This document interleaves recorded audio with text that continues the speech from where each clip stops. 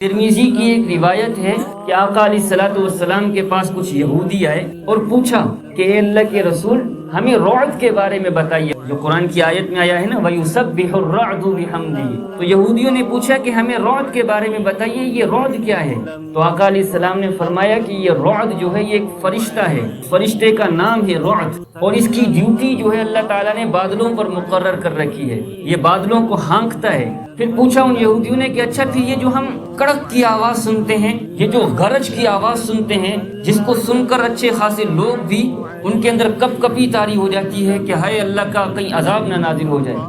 یہ کڑک کیا ہے، یہ سخت آواز کیا ہے؟ فرمایا یہ آواز اس رعد فرشتے کی ڈانٹ کی ہے کہ اللہ نے اس کے ہاتھ میں ایک کوڑا دیا ہوا ہے، آگ کا کوڑا، کہ جب وہ بادل اپنی رخ سے تبدیل ہوتے ہیں، دائیں بائیں جاتے ہیں، جیسے کہ آپ نے دیکھا ہوگا نا کہ بکری کا چرواہا جب پیچھے پیچھے چلتا ہے تو کوئی بکری ادھر کو بھاگتی ہے، کوئی ادھر کو بھاگتی ہے، تو چرواہا ان کے پیچھے ڈنڈا لے کے چل رہا ہوتا ہے کہ نہیں بھائی ادھر نہیں جانا، تمہارا راستہ ادھر نہیں ہے۔ تو اسی طرح یہ بادلوں کا بھی جو ہانکنے والا ہے، اس کے ہاتھ میں بھی اللہ نے آگ کا کوڑا دیا ہوا ہے، جب بادل اپنا راستہ بھٹکتے ہیں تو یہ بھر کے ایک کوڑا مارتا ہے